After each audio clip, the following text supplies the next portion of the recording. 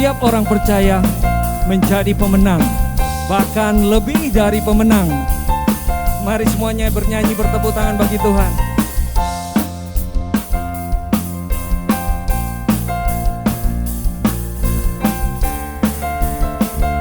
Katakan bersama-sama, lebih dari pemenang. Lebih dari pemenang dalam segala perkara. Iblis tak dikalahkan oleh kuasa darahnya. Jika Allah di pihak kita, siapa dapat melawan? Kita lebih dari pemenang. Sekali lagi, lebih dari pemenang. Lebih dari pemenang dalam segala perkara. Iblis tak dikalahkan oleh kuasa darahnya. Jika Allah di pihak kita, siapa dapat melawan? Kita lebih dari pemenang. Haleluya, haleluya. Kibarkanlah panjinya, Yesus Raja segala raja.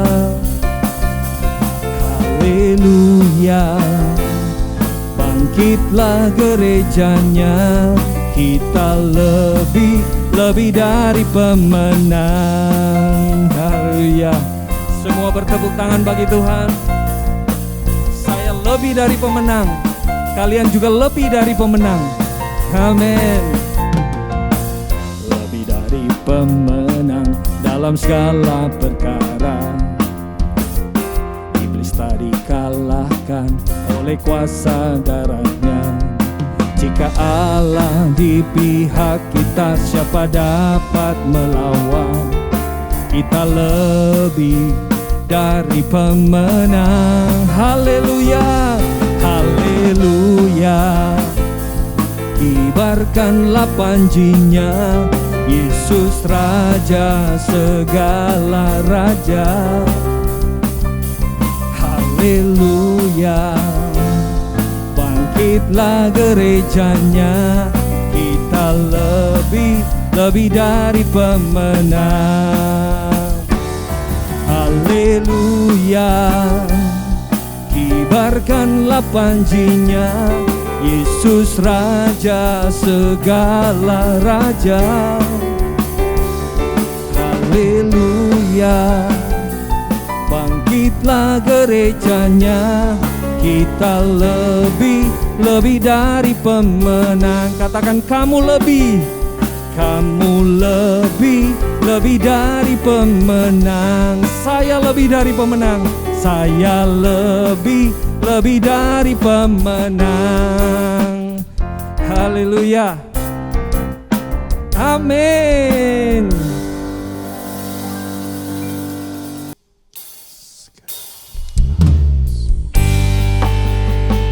Semua karena anugerah-Mu Tuhan. Ya Yesus. Hidup kami saat ini Tuhan, kami terima anugerah yang besar dalam hidup kami karena kasih-Mu Tuhan. Haleluya.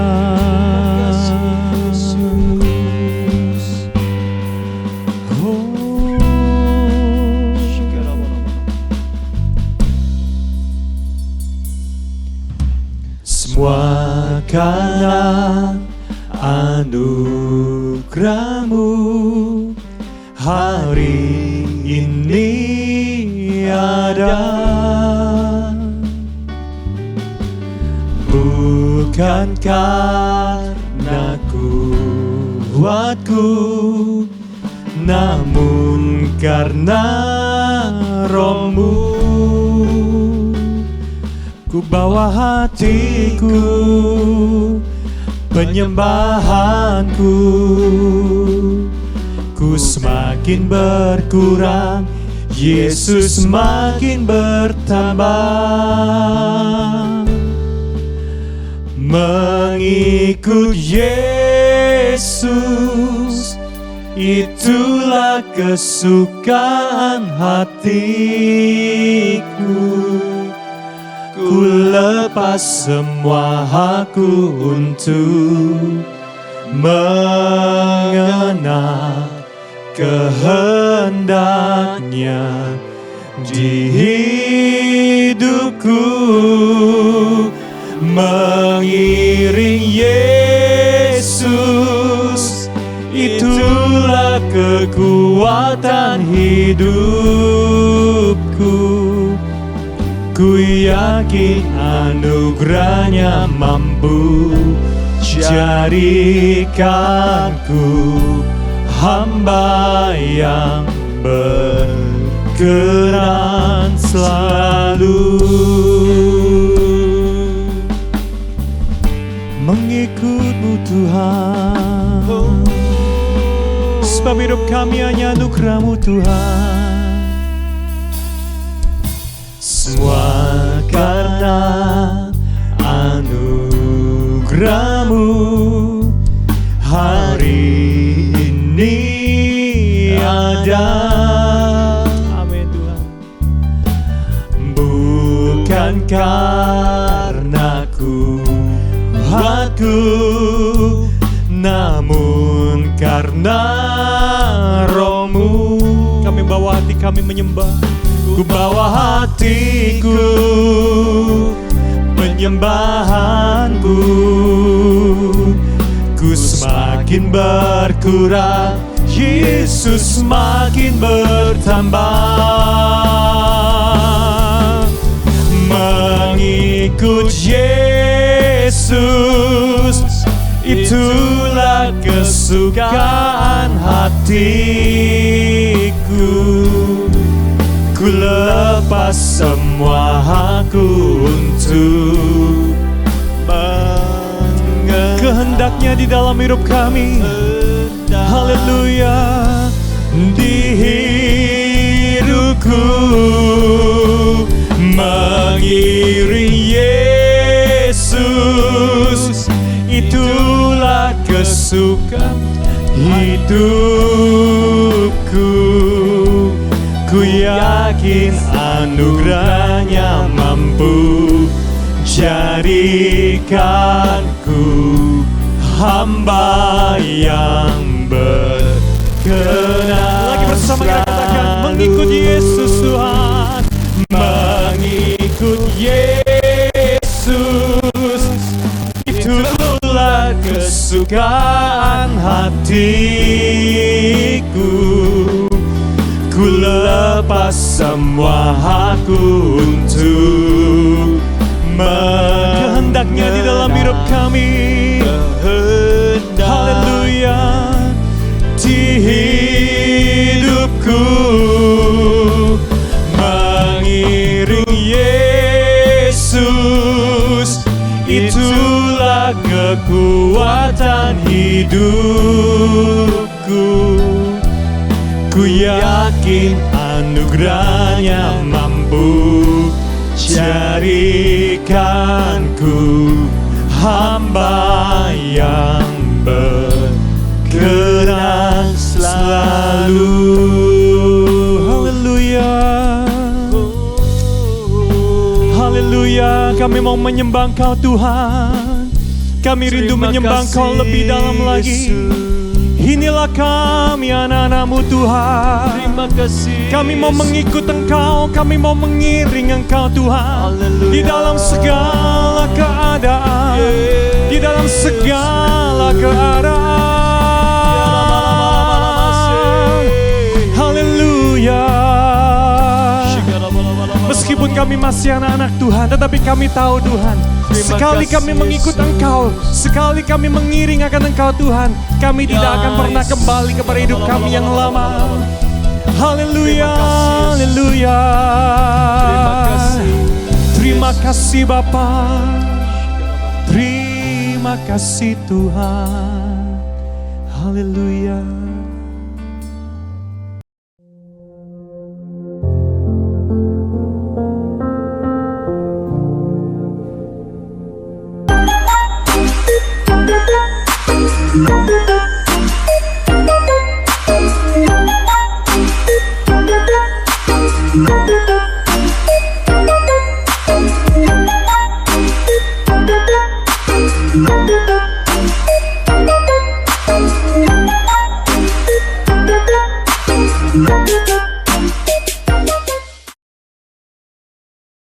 Shalom anak-anak, puji Tuhan. Om senang sekali pada hari ini bisa menyampaikan firman Tuhan di dalam acara Bible Study for Kids. Puji Tuhan, biarpun kita beribadah secara online, tapi Om percaya kuasa Tuhan, hadirat Tuhan, sukacita ada di rumah anak-anak yang percaya katakan amin. Puji Tuhan, hari ini judul firman Tuhan adalah Exceeding Proudly and Arrogancy. Artinya bermegah-megah dan sombong, congkak. Jadi tema pada hari ini adalah tentang kesombongan, tinggi hati atau kecongkakan. Puji Tuhan, kita akan membaca firman Tuhan terlebih dahulu yang ada di dalam 1 Samuel pasal 2 ayat 3. Om baca dulu dari terjemahan baru. Demikian bunyi firman Tuhan. Janganlah kamu selalu berkata sombong. Janganlah caci maki keluar dari mulutmu. Karena Tuhan itu Allah yang Maha Tahu. Dan oleh Dia perbuatan-perbuatan diuji. Ini adalah dari terjemahan baru. Kita akan membaca dari terjemahan lama. Demikian bunyi firman Tuhan. Jangan berlebih-lebihan kamu bermegah-megah. Janganlah perkataan sombong keluar daripada mulutmu. Karena Tuhan itu Allah yang amat mengetahuinya. Dan segala perbuatannya pun benar adanya. Yang percaya katakan amin. Puji Tuhan, ini ayat yang luar biasa. Anak-anak, tema tentang kesombongan ini Om akan bahas dalam 5 pokok. Masing-masing pokok terdiri dari 2 poin. Nah, pokok yang pertama kita akan melihat apa sih yang biasanya disombongkan sama orang-orang. Apa ya? Ya, yang pertama yang disombongkan oleh orang-orang ya tentang hal-hal jasmani.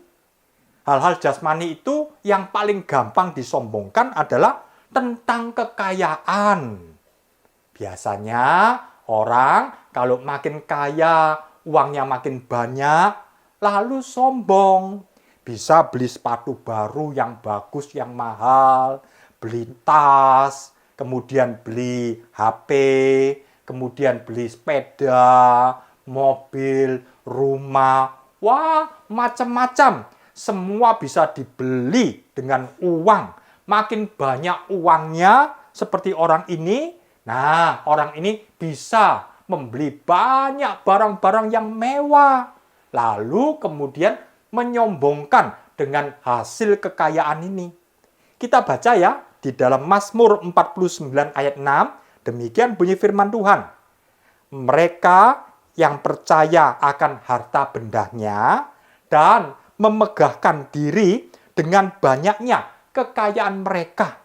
Jadi, ini pada zamannya Daud sudah ditulis ayat firman Tuhan ini. Jadi, kesombongan itu sejak zaman kuno. Orang kalau makin kaya, hartanya makin banyak, lalu menjadi sombong, dipamer-pamerkan supaya orang tahu. Oh, ini loh orang kaya. Lalu, wah senang, dipuji-puji karena ini orang kaya.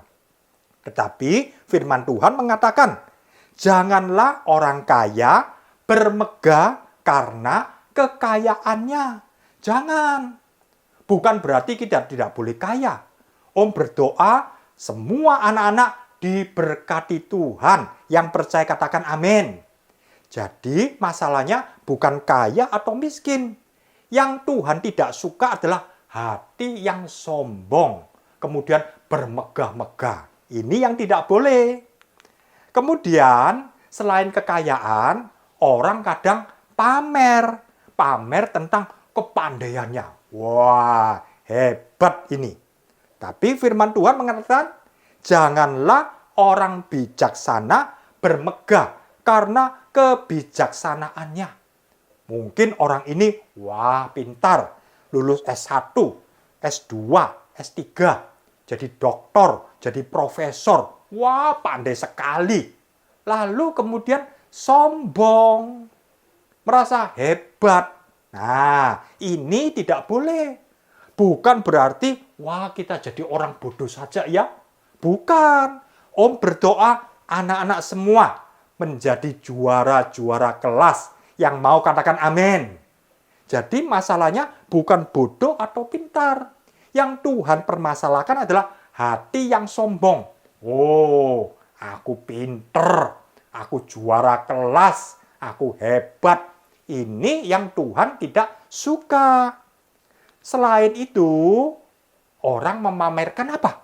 Keberhasilannya, kehebatannya, kekuatannya.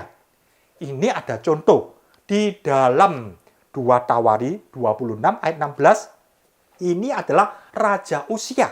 Raja Uzia setelah menjadi kuat, lalu dia tinggi hati. Setelah bisa memimpin bangsa Israel, lalu dia menjadi sombong. Ia melakukan hal-hal yang merusak. Lalu hatinya berubah, tidak setia lagi kepada Tuhan. Jadi bukan berarti anak-anak tidak boleh kemudian berhasil, kemudian menjadi juara. Bukan. Tetapi yang Tuhan tidak suka adalah tinggi hati. Sebab ini bisa berubah sikapnya kepada Tuhan. Silakan. Om senang sekali kalau anak-anak ada yang menjadi juara main musik, juara menyanyi, atau ikut olimpiade fisika. Oh, jadi juara-juara. Om ikut senang. Ya, anak-anak harus berprestasi di sekolahnya, ya, mungkin di kampusnya. Silakan menjadi juara-juara, menjadi teladan. Bagus, nama Tuhan dipermuliakan. Yang Tuhan tidak suka apa? Beginilah firman Tuhan.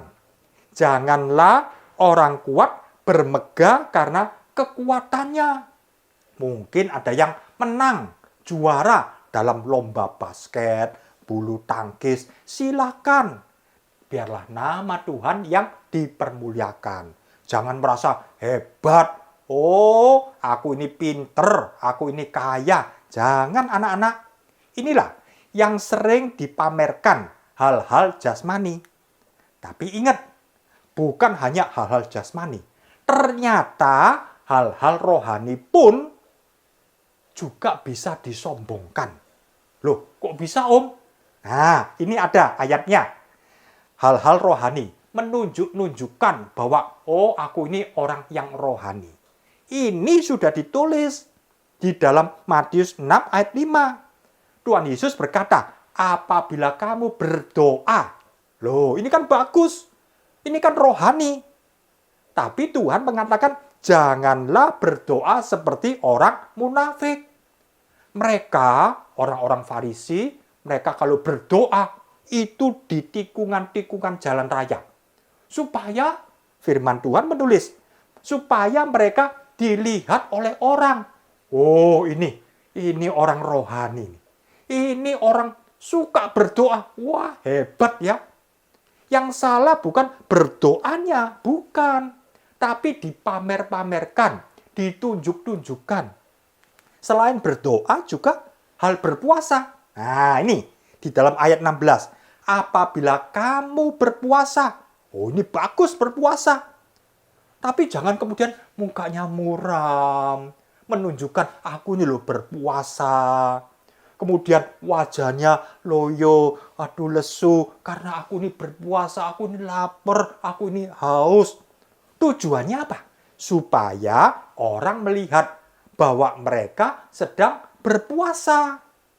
Tuhan mengatakan, aku berkata kepadamu, sesungguhnya mereka sudah mendapat upahnya. Jadi kalau satu orang dipuji-puji, wah ini rohaniawan. Ini suka berdoa, ini suka berpuasa. Lalu mau dipuji-puji. Orang itu sudah mendapat upahnya. Kalau sudah kembali ke sorga, dia tidak dapat upah apa-apa. Sebab sudah dapat upah di muka bumi ini. Selain itu, secara rohani bisa menunjukkan, wah aku ini hebat, punya pengetahuan Alkitab. Sekolah teologi ya, Wah, detailnya banyak, pandai. Kemudian berdebat, ya, merasa pinter. Nah, firman Tuhan sudah mengatakan di dalam 1 Korintus 8 ayat 1. Pengetahuan, dalam hal ini pengetahuan akan firman Tuhan, oh hebat. Dia tahu semua ayat-ayat, semua pengertian, oh hebat. Pengetahuan yang demikian membuat orang menjadi sombong. Tetapi kasih membangun. Biarlah kalau kita bisa mengerti firman Tuhan, ayat-ayat dalam Alkitab, kita bisa hafal. Biar ini untuk kemuliaan nama Tuhan, supaya rohani kita makin indah. Bukan supaya sombong, oh hebat. Anak-anak, mungkin guru di sekolah minggu, ayo si Andi hafalkan. Oh, bisa menghafal. Kalau ditanya sama gurunya pada waktu sekolah minggu, saya Bu, bisa. Wah, bagus anak-anak. Tapi jangan kemudian sombong. Wah, hebat. Aku paling pinter, aku paling hebat. Itu yang salah. Selain itu, secara rohani menunjukkan pelayanannya. Nah, ini ditulis dalam Matius 6 ayat 2. Apabila engkau memberi sedekah. Ini kan bagus memberi sedekah. Tapi masalahnya diumumkan, dicanangkan. Supaya mereka dipuji orang. Wah, ini orang dermawan ini. Oh, ini bagus ini. Lalu hatinya berbunga-bunga. Iya, aku ini memang orang baik. Aku ini memang dermawan. Itu yang salah. Bukan sedekahnya, tapi ditunjuk-tunjukkan. Itu yang salah. Sekali lagi, firman Tuhan mengatakan, sesungguhnya mereka sudah mendapat upahnya. Inilah tentang kesombongan, baik secara jasmani, juga secara rohani. Orang bisa sombong. Om, apa sih ciri-cirinya kalau orang itu sombong? Nah, kita lihat ya, ciri-ciri orang yang sombong. Kalau orang itu berhasil, ya, dia sukses, punya ciri-cirinya. Ciri yang pertama adalah merasa. Wah, dirinya itu yang paling penting. Ya, orang VIP, orang VVIP harus dihormati. Ternyata ini sudah ditulis dalam firman Tuhan. Di dalam Lukas 14 ayat 7 sampai 11. Anak-anak bisa baca ya. Jadi pada zamannya Yesus saja, Yesus sudah melihat ada tamu-tamu. Dan tamu-tamu itu berusaha duduk di tempat yang paling terhormat. Jadi mereka berlomba-lomba supaya duduk di tempat yang terhormat. Karena mereka merasa orang yang penting, orang VIP, harus dihormati, harus disegani. Tuhan katakan, jangan demikian. Ini hatinya yang merasa orang hebat, orang penting. Ini yang tidak boleh. Kemudian, selain itu, juga merasa paling benar.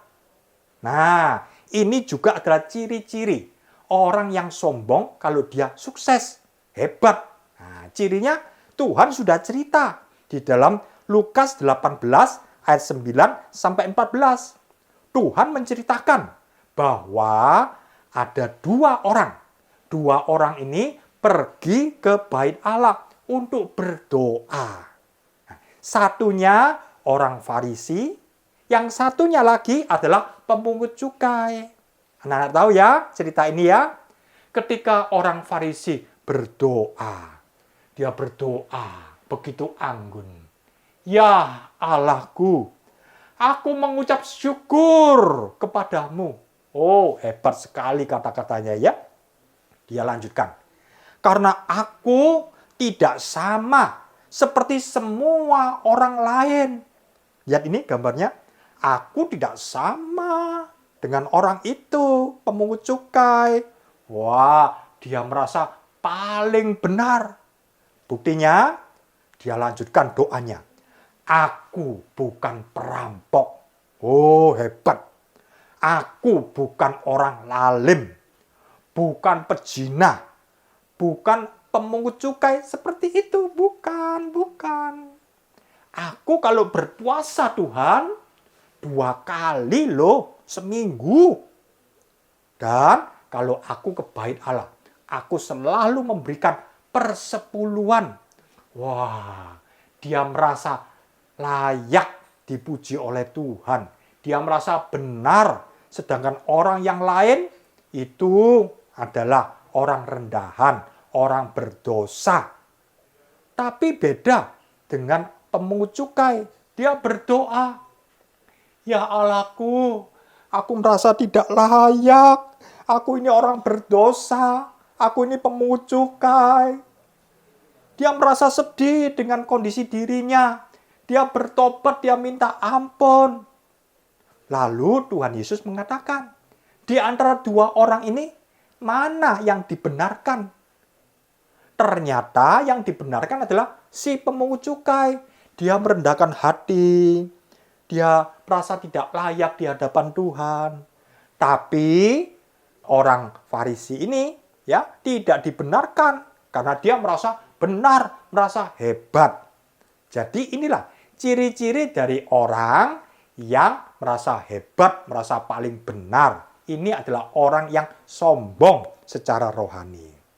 Atau kalau satu orang merasa sukses, ya, merasa paling hebat. Nah, ini juga ada contohnya. Murid-murid Tuhan Yesus. Nah, murid-murid Tuhan Yesus ini kan bagus. Diberi kuasa oleh Tuhan Yesus. Pernah 12, ya, mereka disuruh pergi. Pernah juga 70 orang mereka disuruh pergi berkelompok-kelompok. Ketika mereka pergi, apa yang terjadi? Terjadi kesembuhan. Orang sakit disembuhkan, yang buta bisa melihat, yang bisu bisa berbicara, yang timpang bisa berdiri lagi dan berjalan, orang kusta menjadi tahir. Oh, hebat.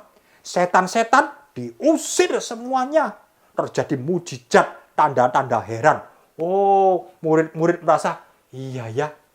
Lalu pada waktu mereka kumpul, nah ini di dalam Lukas 9, 46-48, maka timbullah pertengkaran di antara murid-murid Yesus. Masalahnya apa sih mereka bertengkar, berdebat? Ternyata mereka berdebat masalah siapa yang paling besar. Siapa yang paling besar? Mereka ingin tahu siapa yang paling hebat. Loh, ternyata setelah melayani, diberi kuasa oleh Tuhan, mujizat terjadi, lalu kemudian mereka merasa orang fit, orang hebat. Lalu mereka memilih siapa? Oh, aku yang paling hebat. Lihat, orang menjadi sembuh, buta. Oh, enggak bisa. Aku lebih hebat. Orang mati, bangkit. Wah, aku paling hebat. Mereka berdebat. Akhirnya Yesus datang dan Yesus memanggil anak kecil. Inilah kalau satu orang mau menjadi besar, harus menjadi kecil. Siapa menjadi tuan, harus menjadi pelayan. Seperti ini, orang yang merendahkan hati, Tuhan akan tinggikan. Tapi satu orang yang meninggikan diri, Tuhan akan rendahkan. Jadi masalahnya bukan dipakai Tuhan atau tidak. Tapi masalahnya apakah sesudah dipakai Tuhan lalu merasa VIP. Oh, ini pendeta besar. Oh, aku ini dipakai Tuhan. Oh, aku ini hebat. Bukan. Kita harus memuliakan nama Tuhan. Om berdoa. Anak-anak, kita semua guru-guru dipakai Tuhan luar biasa. Yang percaya katakan amin. Ini kerinduan Tuhan. Kita semua ketika tumpang tangan, sakit disembuhkan. Oh, luar biasa. Kita berdoa, setan-setan pergi semua. Oh, ini luar biasa. Kita berdoa, Tuhan akan pakai anak-anak. Tapi masalahnya, kita harus persiapkan hati kita. Jangan kemudian sombong. Lalu nanti salah jalan. Jangan. Lalu masuk neraka. Wah, ngeri. Jangan. Ya, jadi kita harus tetap rendah hati. Dipakai Tuhan luar biasa. Puji Tuhan. Terima kasih Tuhan. Sebab Tuhan akan memakai setiap anak-anak yang percaya katakan amin. Setiap anak tanpa terkecuali. Puji Tuhan. Jadi janji Tuhan ini luar biasa. Tapi yang ditakutkan Tuhan lalu menjadi sombong. Ini yang Tuhan takutkan. Untung murid-murid kemudian bertobat, ya, mereka bisa mengerti. Dan akhirnya ketika Tuhan Yesus sudah naik ke sorga, rasul-rasul, murid-murid itu kemudian memberitakan Injil dengan kuasa, tanda-tanda heran. Oh, luar biasa. Ya, anak-anak, kita lanjutkan. Kalau tadi orang sukses bisa sombong. Ternyata orang gagal pun bisa sombong. Salah satu bentuknya adalah merasa minder. Aduh, aku gagal. Gagal lagi. Gagal lagi. Aduh, kemudian rasa tidak berani. Tapi pikirannya, umpamanya aku sukses. Oh, aku hebat. Sekarang aku gagal. Kemudian dia tidak berani ya berteman, merasa kecil, merasa orang gagal. Jangan minder anak-anak. Ya, sebab minder ini sebenarnya adalah bentuk kesombongan, tapi tersembunyi. Om ulangi ya, minder ini sebenarnya adalah satu wujud kesombongan, tapi tidak nampak. Masih ada dalam hati. Karena itu anak-anak jangan minder. Mungkin orang tuanya miskin. Jangan minder. Mungkin nilainya jelek-jelek. Jangan minder. Kemudian merasa rupanya kok buruk ya, kok enggak cantik, kok enggak ganteng seperti temanku itu. Jangan minder. Sebab anak-anak spesial di hadapan Tuhan. Anak-anak berharga di mata Tuhan. Yang percaya katakan amin. Karena itu jangan minder. Kalau gagal, kemudian hanyut dalam perasaan ragu-ragu. Tidak berani untuk memulai sesuatu. Aduh, takut lagi. Jangan anak-anak. Ya, ini adalah salah satu bentuk dari kesombongan. Cuma memang terpendam. Oh, kalau aku sukses. Oh, aku hebat. Loh, inilah. Karena itu anak-anak buang semua keraguan-raguan. Mungkin gagal. Minta berdoa kepada Tuhan. Tuhan, berikan hikmat akal budi kepada aku. Ya, Tuhan akan memimpin anak-anak. Tuhan akan memberkati sehingga anak-anak bisa berhasil. Selain itu juga hanyut dalam putus asa. Om beri contoh ya. Di dalam 2 Samuel 16, anak-anak akan melihat ada satu orang tokoh Alkitab namanya Ahitofel. Pernah dengar Ahitofel? Ahitofel ini penasehat ulung. Oh, ini orang luar biasa anak-anak. Ya, kata-katanya itu dianggap seperti kata-katanya Tuhan. Kalau dia memberi nasihat, jitu. Oh, berhasil terus. Dia adalah penasehatnya Daud. Tapi ketika Absalom mulai mengkudeta Daud, ingat dia cerita ini, kemudian Ahitofel berpihak kepada Absalom. Dia berkhianat kepada Daud. Ahitofel kemudian bergabung dengan Absalom. Dan dia memberi nasihat ini itu bagaimana caranya untuk bisa mengalahkan Daud. Ini benar-benar pengkhianat, anak-anak.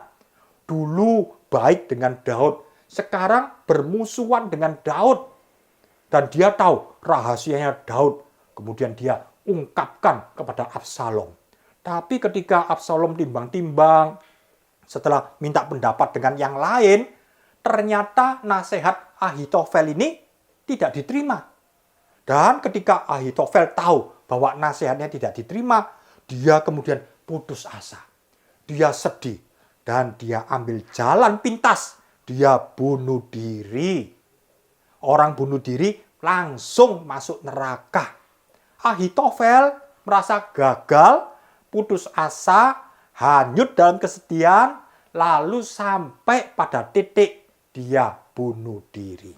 Inilah ternyata dahsyat, ya, orang yang sombong, ya, baik karena berhasil, baik karena gagal. Karena itu jangan sombong, anak-anak. Anak-anak, mengapa ya kita ini kok tidak boleh sombong? Mengapa ya? Nah, ada 2 poin. Poin yang pertama, sebab Sombong itu adalah permulaannya dosa Lucifer. Anak-anak tahu siapa Lucifer? Om ceritakan ya, Lucifer ini adalah malaikat Tuhan. Oh, hebat. Dia ini tertinggi, ya. Malaikat yang paling mulia, yang memimpin malaikat-malaikat semuanya. Jadi malaikat ini kan ada berjuta-juta, mungkin bermiliar-miliar. Nah, pemimpinnya namanya Lucifer. Dia malaikat paling tinggi. Kalau anak-anak baca dalam Yeskiel pasal 28, banyak ya. Itu hikmatnya Lucifer. Hebat. Lebih hebat dari hikmatnya Daniel. Daniel saja sudah hebat. Ini Lucifer. Lebih hebat, lebih pinter, lebih berhikmat. Ayat 12 menceritakan bahwa Lucifer ini adalah satu gambaran kesempurnaan. Oh, dia maha indah. Dari tubuhnya ini keluar suara-suara alat musik. Oh, luar biasa. Jadi ada bunyi-bunyian yang begitu merdu, begitu indah.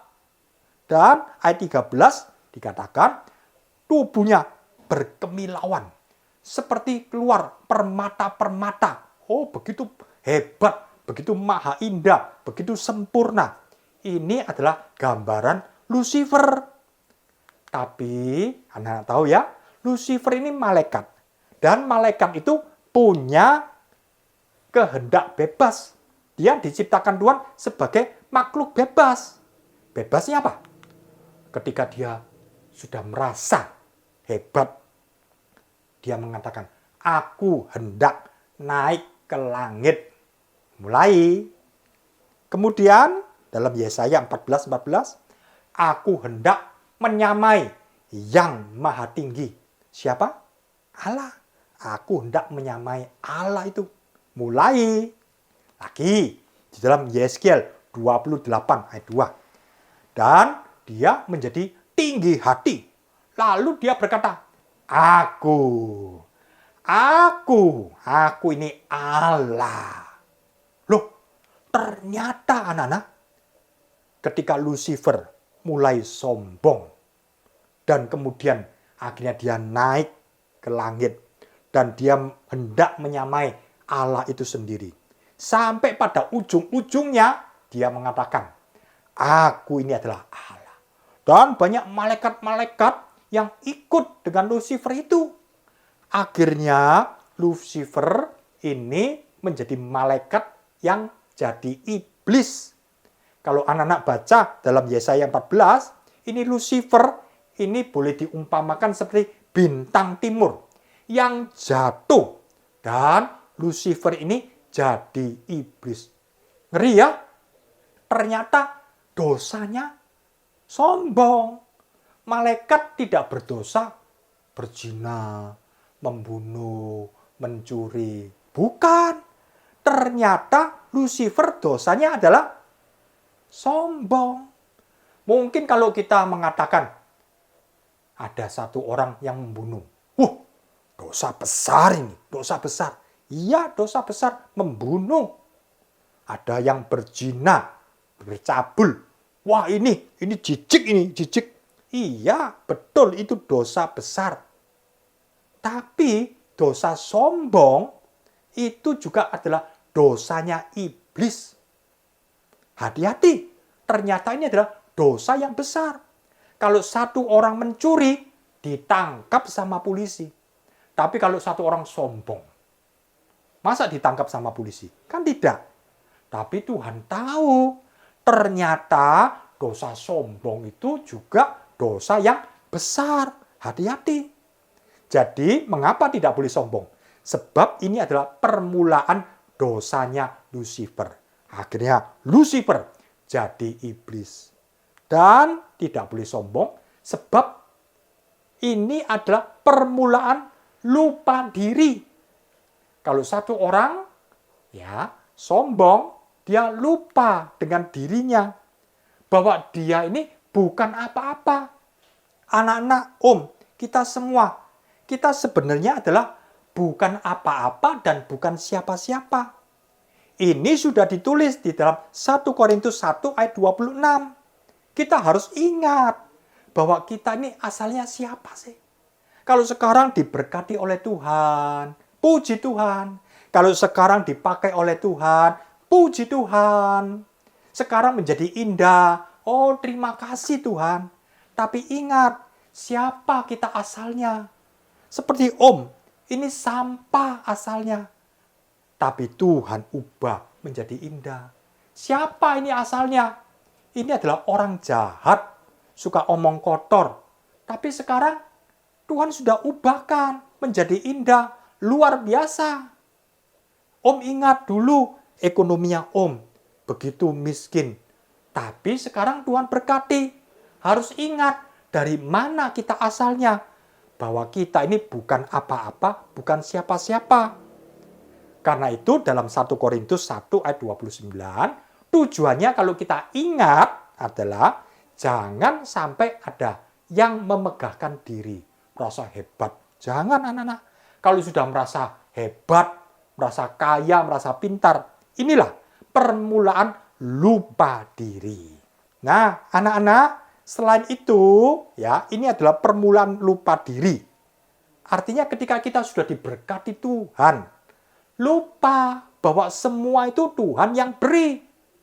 Misalnya anak-anak dulu tidak bisa beli mobil, sekarang bisa beli mobil. Merasa hebat. Loh, itu siapa yang beri? Dulu tidak punya rumah, sekarang punya rumah. Siapa yang beri? Tuhan yang beri. Dulu nilainya jelek-jelek, sekarang pandai diberkati Tuhan. Siapa yang beri? Itu semua Tuhan yang beri. Anak-anak lihat di dalam Ulangan 8 ayat 13 sampai 14. Demikian bunyi firman Tuhan ya. Dan apabila lembu sapimu dan kambing dombamu bertambah banyak. Wah, ini ya hebat peternakannya. Dan emas serta perakmu bertambah banyak. Wah, ini depositonya tambah banyak, tabungannya oh banyak.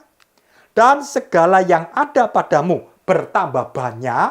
Wah, hebat semuanya. Dilanjutkan dalam ayat 14, jangan engkau tinggi hati, sehingga engkau melupakan Tuhan Allahmu, yang membawa engkau keluar dari tanah Mesir, dari rumah perbudakan. Ingat, dulu orang Israel di rumah perbudakan, dijajah oleh orang Mesir. Kalau sekarang sudah keluar, itu karena Tuhan. Kalau sekarang sudah masuk dalam tanah Kanaan yang begitu makmur, itu karena Tuhan. Orang Israel lupa sama Tuhan. Ini contoh dalam Alkitab. Jangan sampai anak-anak kita, ini orang rohani, kemudian diberkati Tuhan, lalu lupa. Tuhan ingin memberkati anak-anak. Tuhan ingin memberkati Om. Tapi yang penting jangan sampai kita tinggi hati. Ya, anak-anak. Kemudian lupa bahwa hidup ini cuma sementara. Di dalam Yakobus 4 ayat 14 ya. Sedang kamu tidak tahu apa yang akan terjadi besok. Apakah arti hidupmu? Hidupmu itu sama seperti uap. Seperti ini ya, seperti uap ya. Yang sebentar saja kelihatan, lalu lenyap. Kelihatan sebentar, lalu lenyap. Hidup ini terlalu cepat, anak-anak. Ingat, jangan sombong. Hidup ini seperti uap. Di dalam ayat 16 ya, tetapi sekarang kamu memegahkan diri dalam kecongkokanmu. Dan semua kemegahan yang demikian adalah salah. Jadi masalahnya bukan diberkati Tuhan itu salah, bukan. Tapi hati kita kemudian lupa bahwa hidup ini cuma sementara. Dipikir dengan semua kekayaan, rumah, mobil, pabrik, harta, emas, deposito, semuanya. Lalu hidup 1000 tahun. Hidup selama-lamanya. Hidup cuma 70-80 tahun. Anak-anak, kita melihat ya, seperti gambar ini. Semua manusia satu kali akan mati, mati. Ya. Kalau satu orang mungkin punya gelarnya banyak. Gelarnya mungkin profesor, dokter, insinyur. Kemudian namanya ya, Nyo Guan Jun, MTh, MSc. Oh, banyak sekali, berderet-deret. Bagus anak-anak. Tapi ingat, hidup ini sementara. Satu kali mati, gelarnya cuma satu. Namanya almarhum. Semua demikian. Mungkin punya rumah yang besar. Oh, mewah, bagus, puji Tuhan. Tapi ingat, hidup ini sementara. Satu kali kalau sudah mati, rumahnya di kuburan. 1x2. Tadinya tanahnya, berhektar-hektar. Tapi setelah mati, 1x2. Atau dia punya mobil yang bagus. Puji Tuhan, terima kasih sama Tuhan. Tapi ingat, itu cuma sementara. Kalau sudah mati, naik mobil, mobilnya mobil jenazah.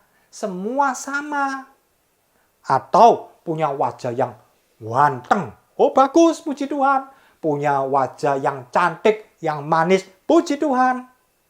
Tapi ingat, setelah tua, kemudian mati, semuanya sama. Menjadi tengkorak seperti ini. Karena itu, apa sih yang mau disombongkan? Apakah wajahnya bagus, naik mobil, rumahnya besar, kemudian pandai, gelarnya banyak? Apa sih yang mau disombongkan? Tidak ada yang bisa disombongkan. Kalau sudah mati, semua sama. Yang penting, sesudah mati, masuk surga atau masuk neraka. Ini yang paling penting. Di dunia ini cuma sementara. Anak-anak sudah mengerti ya? Sekarang bagaimana caranya? Supaya kita ini tidak sombong. Ada 2 poin. Caranya ya. Yang pertama adalah harus hati-hati dengan hati kita. Nah, ini penting ya. Hati-hati dengan hati kita. Sebab hati itu adalah sumber kehidupan. Ini sudah ditulis di dalam Amsal 4 ayat 23. Jagalah hatimu dengan segala kewaspadaan, karena dari situlah terpancar kehidupan. Nah, ini hati ini bisa memancarkan kehidupan. Termasuk juga hati-hati dengan hati yang sombong. Ingat ya tadi, itu Lucifer masih dalam hati. Aku hendak naik tinggi. Dalam hati. Kemudian, aku hendak menyamai yang maha tinggi. Dalam hati. Dan terakhir dia mengatakan, aku adalah Allah. Sumbernya adalah hati. Hatinya busuk, nanti keluar kata-kata busuk, kata-kata sombong. Kalau hatinya baik, disucikan, maka kata-katanya juga disucikan. Kata-katanya tidak sombong.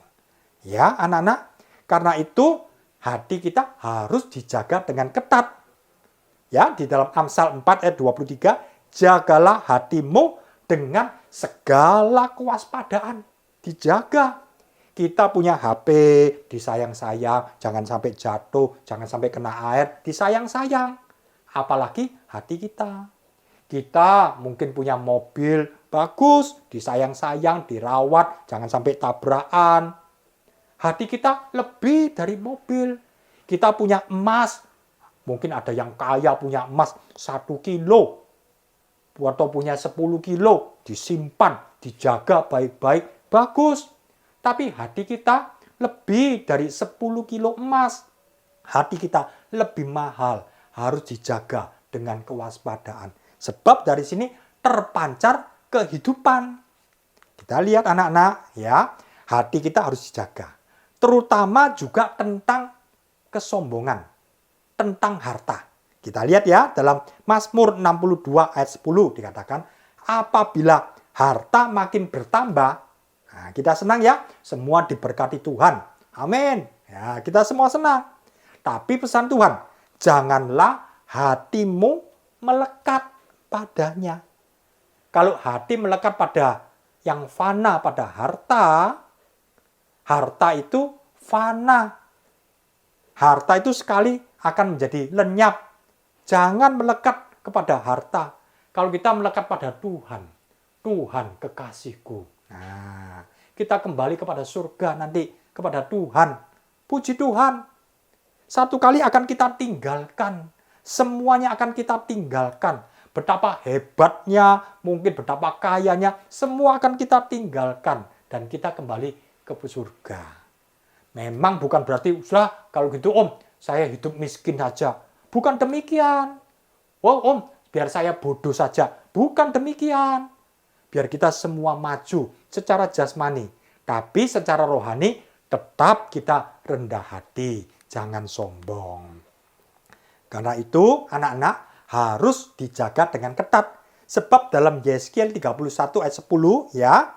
Karena kalau satu orang tumbuh ya seperti pohon makin tinggi dan puncak-puncaknya sampai ke langit, kemudian dia sombong.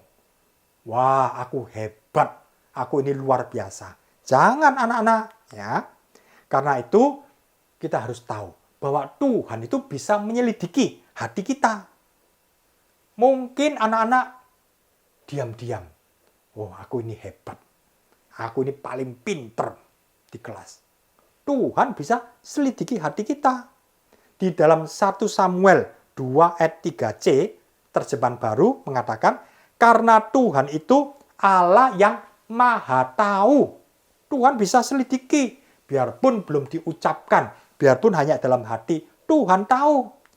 1 Samuel 2 pasal 3c, kalau terjemahan lama mengatakan, karena Tuhan itu Allah yang amat mengetahui dan segala perbuatannya pun benar adanya. Ya, Tuhan bisa selidiki. Kalau toh pun umpamanya bersaksi, teman-teman, terima kasih kepada Tuhan sebab saya bisa naik kelas. Puji Tuhan, anak bersaksi boleh. Dan teman-teman ya, oleh karena pertolongan Tuhan, saya menjadi juara. Puji Tuhan, Tuhan itu baik. Anak-anak silakan bersaksi. Tuhan melihat hatinya anak-anak. Oh ya, anak ini memuliakan nama Tuhan. Tapi ada juga sama. Teman-teman, saya ini ya menjadi juara. Tuhan sudah tolong. Puji Tuhan. Kata-katanya sama. Tapi dalam hatinya, oh, kamu tidak tahu siapa aku. Aku ini number one. Aku ini the best. Nah, Tuhan bisa selidiki. Biarpun kata-katanya sama. Oh, ini orang sombong. Oh, ini orang rendah hati. Memuliakan nama Tuhan. Anak-anak, kita harus tahu bahwa Tuhan itu menyelidiki hati kita. Jangan sampai kemudian diam-diam dalam hati kita menjadi sombong. Ya, kita melihat hati-hati dengan hati. Sekarang hati-hati dengan sikapnya kita. Bisa lewat mata kita. Nah, seperti ini kadang-kadang ya, dengan mata ya merasa hebat, kemudian merendahkan yang lain. Oh, itu kamu orang miskin. Oh, kamu orang bodoh. Dari pandangan mata saja. Karena itu Amsal 21 ayat 4a, mata yang congkak, hati yang sombong. Nah, di dalam Amsal 6 ayat 16-17 juga dikatakan, ada 6 perkara yang dibenci Tuhan.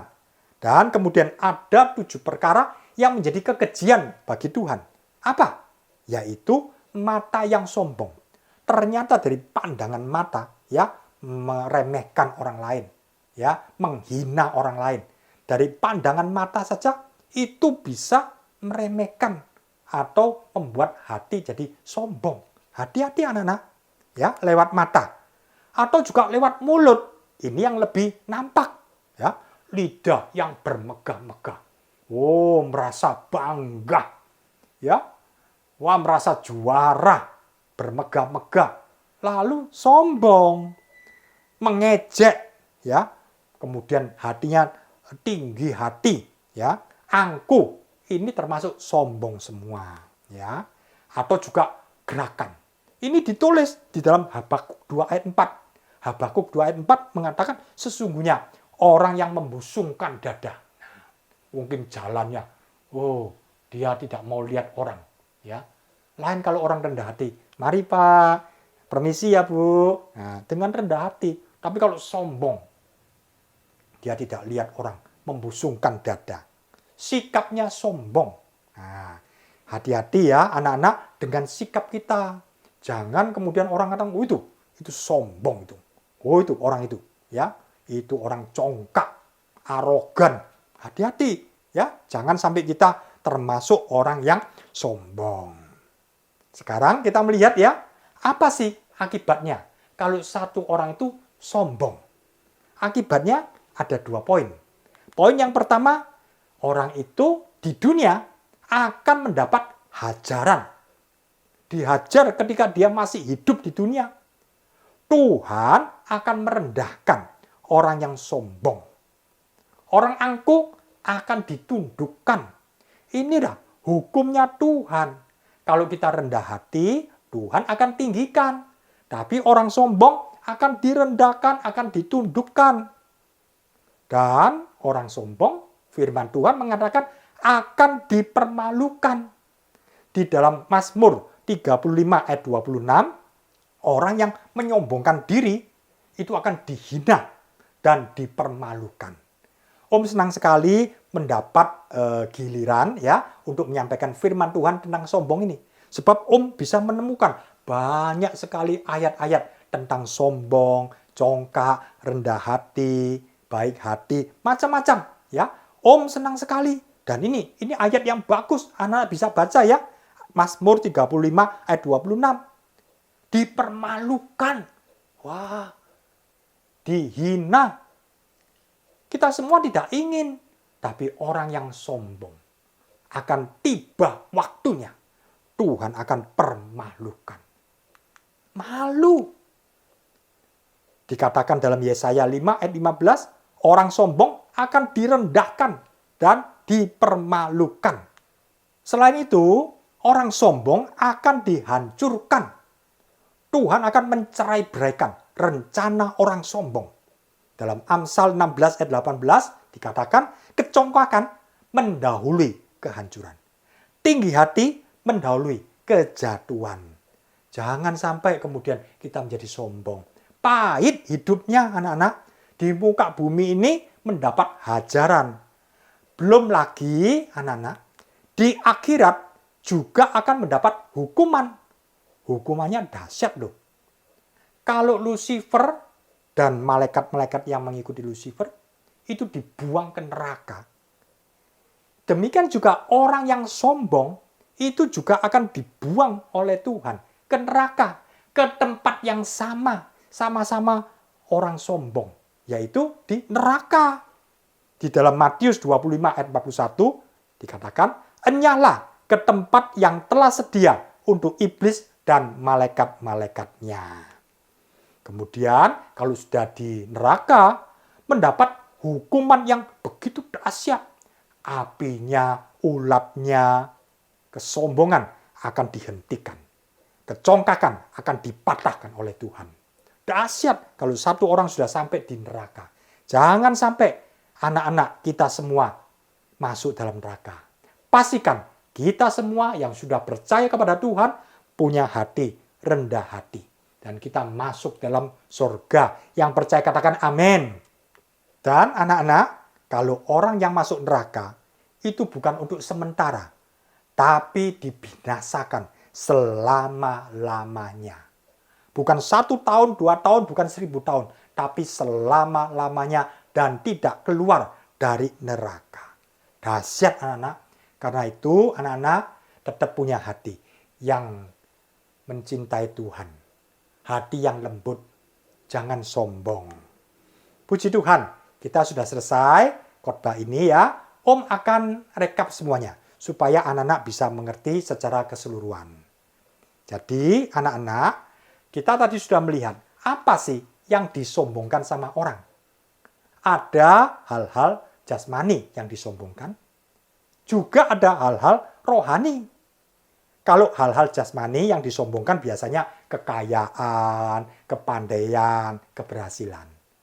Sedangkan untuk hal-hal rohani yang disombongkan biasanya adalah menunjukkan Aku ini orang rohani. Aku ini punya pengetahuan Alkitab yang hebat. Aku kalau melayani, dipakai Tuhan luar biasa. Inilah contoh-contoh orang yang sombong dalam hal jasmani, dalam hal rohani. Ada yang bertanya, apa sih ciri-cirinya orang sombong? Ada orang sukses, juga ada orang gagal. Kalau orang sukses ya merasa dirinya paling penting, merasa dirinya paling benar, merasa dirinya paling hebat. Tapi kalau orang gagal, merasa minder, hanyut dalam perasaan ragu-ragu, takut, hanyut dalam perasaan putus asa, sedih. Inilah ciri-ciri dari orang yang sombong. Kemudian yang C, mengapa ya kita tidak boleh sombong? Ingat, sebab sombong adalah permulaan dosanya Lucifer.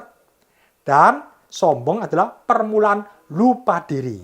Tentang Lucifer, kita tahu ya, ini adalah malaikat yang tertinggi awalnya. Tapi berhubung dia punya kehendak bebas, akhirnya dia meninggikan diri dan mau menjadi seperti Allah. Akhirnya Lucifer jadi iblis. Sedangkan permulaan lupa diri, lupa bahwa kita ini bukan apa-apa, bukan siapa-siapa. Kalau Tuhan berkati, ingat ini semua dari Tuhan. Kalau toh diberkati Tuhan dengan limpah, ingat bahwa hidup ini cuma sementara. Yang D, bagaimana caranya ya supaya kita tidak sombong? Yang pertama, harus hati-hati dengan hati. Kedua, harus hati-hati dengan sikap kita. Sebab hati kita ini adalah sumber kehidupan. Karena itu harus dijaga dengan ketat. Dan Tuhan bisa menyelidiki hati kita sampai yang paling dalam. Dan kita harus hati-hati dengan sikap kita.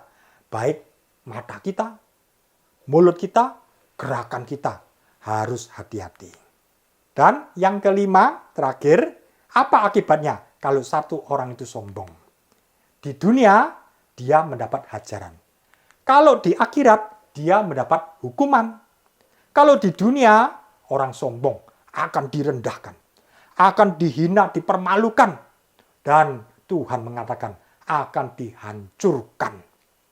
Setelah itu nyambung di akhirat. Dia akan ditempatkan bersama-sama dengan tempatnya Lucifer. Itu neraka. Dia mendapat hukuman yang begitu dahsyat. Dan hukuman itu selama-lamanya tanpa akhir. Karena itu anak-anak, jangan sampai kemudian anak-anak menjadi sombong. Kita baca ya, ayat hafalannya ada di dalam 1 Petrus pasal 5 ayat 5b. Om baca dari terjemahan baru. 1 Petrus pasal 5 ayat 5b. Demikian bunyi firman Tuhan. Allah menentang orang yang congkak, tetapi mengasihani orang yang rendah hati. Kita ulangi lagi ya. Allah menentang orang yang congkak, tetapi mengasihani orang yang rendah hati. Anak-anak, Om ajak kita semua berdoa ya. Bapa kami dalam surga, Tuhan Yesus, terima kasih Tuhan. Kalau pada hari ini kami boleh belajar firman Tuhan tentang rendah hati. Supaya kami semua Tuhan jangan sampai sombong di hadapan Tuhan.